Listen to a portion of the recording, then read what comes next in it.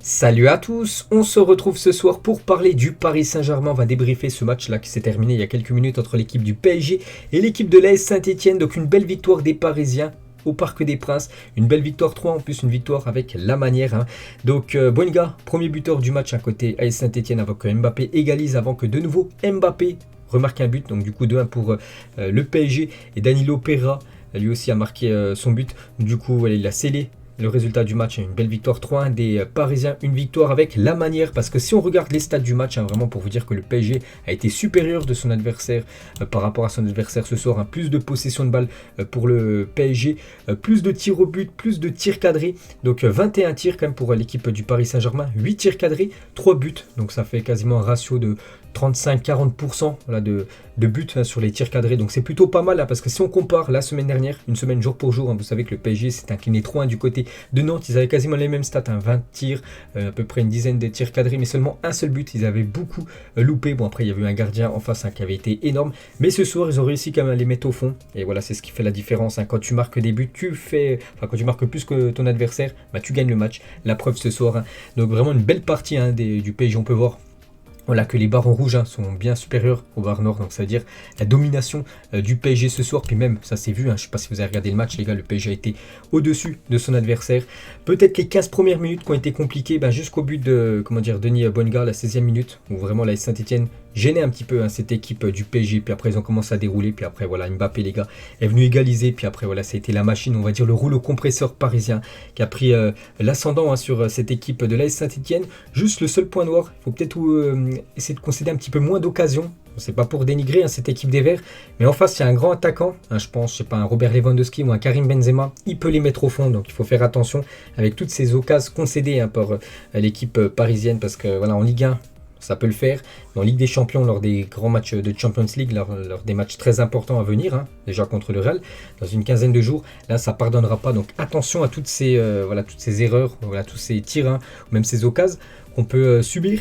Et juste un petit coup d'œil au classement après cette victoire, même si voilà, on va le dire, le championnat c'est pas l'objectif du PSG, bon il faut quand même le remporter parce que la saison dernière ils n'ont pas remporté le championnat. L'objectif, bien sûr, ça reste la Ligue des Champions, mais voilà, c'est une victoire qui fait du bien et c'est une victoire vraiment qui conforte cette première place. Le PSG est quand même 16 points d'avance, parce que c'est l'équipe de Nice qui a 46 points, le PSG 62, je crois que ça fait 16 points d'écart entre le premier et le deuxième. N'oubliez pas que le prochain match, c'est un déplacement à Nice, le deuxième, donc ça sera un bon test pour préparer ce match contre le Real Madrid quelques jours après. N'oubliez pas contre Nice, Mbappé sera pas là, voilà, c'était le dernier match qu'il jouait ce soir avant de se déplacer à Madrid pour jouer ce match de Champions League. Donc parfait les gars, vraiment c'est une soirée on va dire parfaite du Paris Saint-Germain, et même quasiment tout le monde a été bon à part voilà, un ou deux joueurs, on parlera après, qui sont passés à côté de leur match. Et surtout je voulais parler aussi des trois attaquants devant, voilà, Messi, Neymar et Kylian Mbappé, souvent critiqués depuis le début de la saison parce qu'ils ont du mal à jouer ensemble, et ce soir vraiment ça a très bien fonctionné, il y a eu des bonnes connexions entre les trois et on peut voir voilà, qu'ils ont été décisifs, 2 sur 3. Donc on va parler maintenant des notes, bien sûr on va noter l'équipe parisienne. Donc on peut voir que Pochettino, il y a eu quelques modifications parce qu'on avait annoncé Achraf Hakimi titulaire directement au poste de défenseur droit, mais du coup il a dû déclarer forfait quelques heures avant le coup d'envoi, donc du coup c'est Thilo Kehrer qui l'a remplacé. On va parler du joueur allemand qui est un peu passé à côté de son match ce soir. Sinon après c'est du classique, Donnarumma, Mendes, Kimpembe, Marquinhos, Gay, Danilo, Wijnaldum. Donc Verratti était suspendu pour ce match, il était en tribune, et devant bien sûr Mbappé, Neymar, Messi. Donc c'est parti, on commence à noter. On va commencer avec le gardien comme d'habitude, on va monter après dans l'équipe. Donc Donnarumma, j'ai mis une note de 7, donc il prend un but. Donc déjà le but que le PSG se prend, c'est une perte de balle de Danilo. Boinga arrive, pied gauche, voilà, frappe croisée. Donnarumma, c'est compliqué, il aurait pu l'arrêter, mais voilà, il se le prend, voilà, c'est comme ça. Sinon, juste en début de match, il a eu quelques frappes où il a eu du mal vraiment à arrêter les ballons. Sinon, voilà, il a fait un match correct. Donc pour moi, ça mérite une note de 7, les gars, pour Gianluigi Donnarumma. Voilà, son équipe gagne.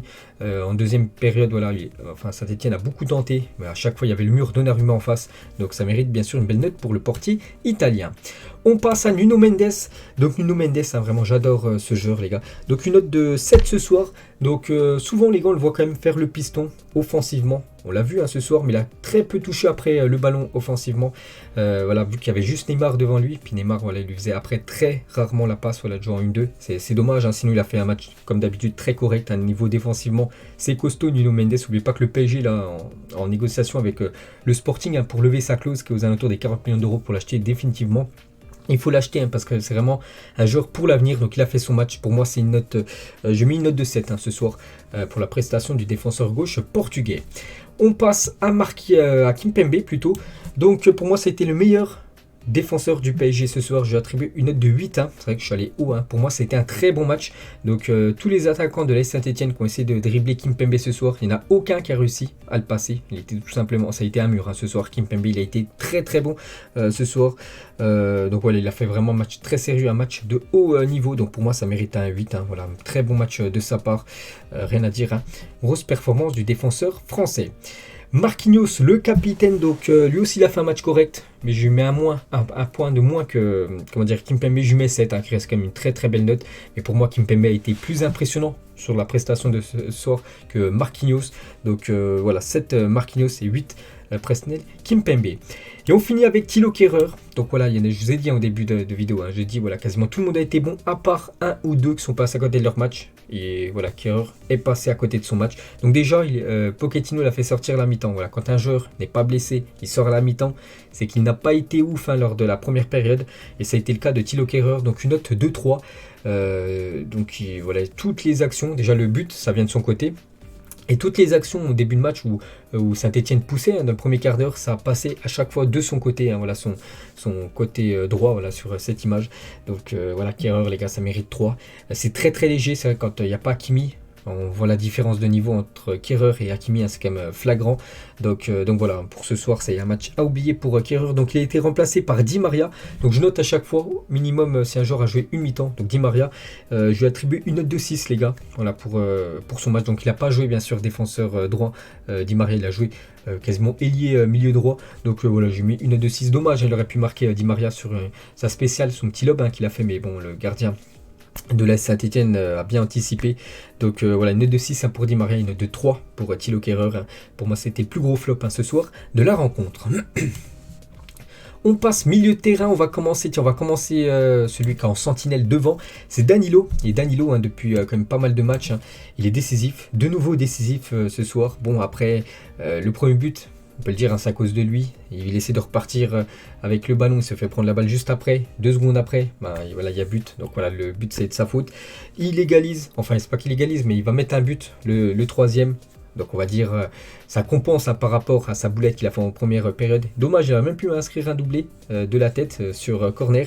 Donc voilà, globalement, son match a été correct. Je attribue une note de 6. Hein. Je ne vais pas aller plus haut à cause du but pris. Hein. Bien sûr, vu que ça coûte un but contre le PSG. Donc une note de 6 hein, pour Danilo, les gars. Il n'aurait pas fait sa boulette. Voilà, au début de match, il aurait mérité 7 voire 8 hein, par rapport à sa prestation ce soir.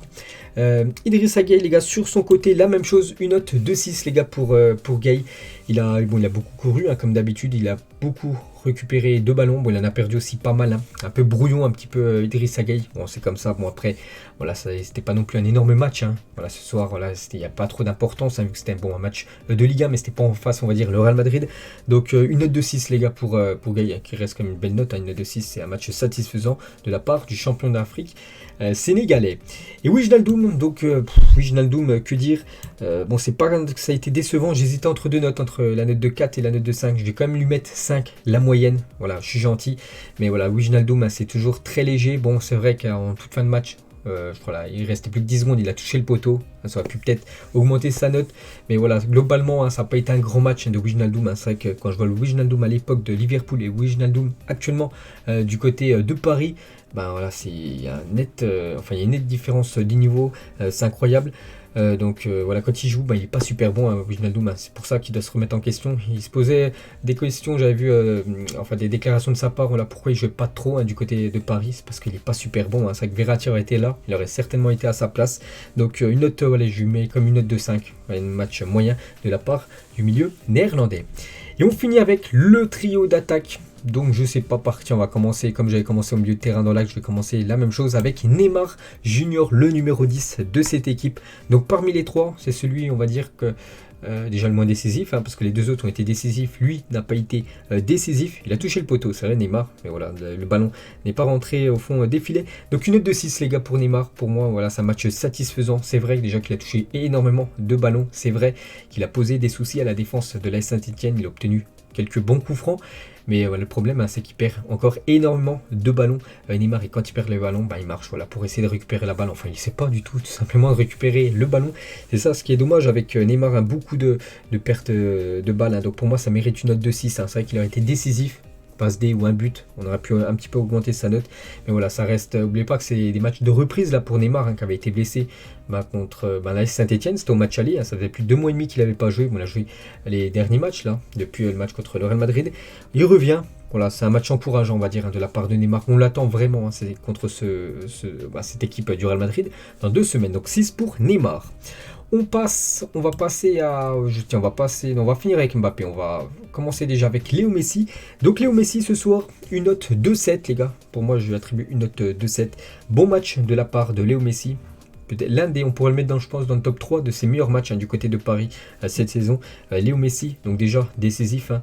Il fait le doublé de passes décisives pour Kylian Mbappé. Vraiment fantastique. Hein. Je crois qu'actuellement, Mbappé et Messi, c'est les 2 meilleurs passeurs du championnat de Ligue 1. Donc félicitations à l'Argentin. Donc c'est dommage, hein, il aurait pu inscrire un but, il a eu des occasions encore pour mettre ce but, bon il l'a pas mis, c'est pas grave, hein, il a été décisif, il a fait pour moi vraiment un bon match ce soir, je vais pas dire non plus très bon match, il manque ce but pour avoir cette note de 8, donc un match encourageant, vraiment un bon match de la part de Léo Messi, qui passait souvent à côté de ses matchs dernièrement, donc ce soir il a été bon, le joueur argentin, une note de 7. Et on finit avec l'homme du match, celui qui est déjà décisif sur les 3 buts parisiens, le PSG a gagné 3-1, il est décisif sur les 3 buts, bien sûr c'est Kylian Mbappé, actuellement pour moi c'est le meilleur joueur au monde, je vois aucun autre joueur au même niveau que Mbappé, peut-être Salah, voilà, qui serait vraiment le plus proche de Mbappé, vu que lui aussi il est énormément décisif en première ligue du côté de Liverpool. Bref, Mbappé ce soir pour moi ça mérite une note de 9, voilà, c'est exceptionnel la prestation de Kylian Mbappé. Je vais pas aller jusqu'à 10, voilà, 10 vraiment il faut attendre encore que ça soit encore un niveau encore au-dessus, un triplé ou tout ça, mais voilà, il a déjà inscrit un doublé, une passe décisive pour le but de Danilo Pereira, donc voilà, c'est lui qui sauve encore le Paris Saint-Germain. N'oubliez pas que le PSG était mené 1-0, c'est lui qui égalise, c'est toujours compliqué voilà, d'égaliser, il l'a fait, il marque ce deuxième but dès la reprise de la deuxième période, donc il met en gros le PSG sur de bons rails, donc parfait pour Mbappé, qui sera suspendu, n'oubliez pas, pour le prochain match contre Nice. Donc le prochain qu'on le verra jouer avec le maillot du PSG, ça sera contre le Real Madrid, peut-être son futur club. Donc voilà, une grosse prestation bien sûr de Mbappé. Donc voilà les gars, les notes pour moi, bien sûr c'est globalement, après vous pouvez avoir un avis totalement différent de moi, bien sûr. Donc pour moi les tops, je mettrais Mbappé, je mettrais aussi Kimpembe les gars, vraiment si j'en sors 2, je mettrais ces 2 là. Et les flops, si j'en sors 2, Kehrer bien sûr et Wijnaldum, voilà, les 2 ont été un peu plus effacés du côté de Paris. Donc voilà les gars, la fin de ce débrief, je pense avoir tout dit sur cette rencontre, je vois pas d'autre chose à dire, donc j'espère que ça vous a plu. Donc n'hésitez pas à mettre en commentaire si vous êtes d'accord avec moi ou non par rapport aux notes que j'ai données aux joueurs parisiens. Allez, moi je vous laisse et on se retrouve demain midi les gars pour une nouvelle vidéo. Allez, ciao à tous.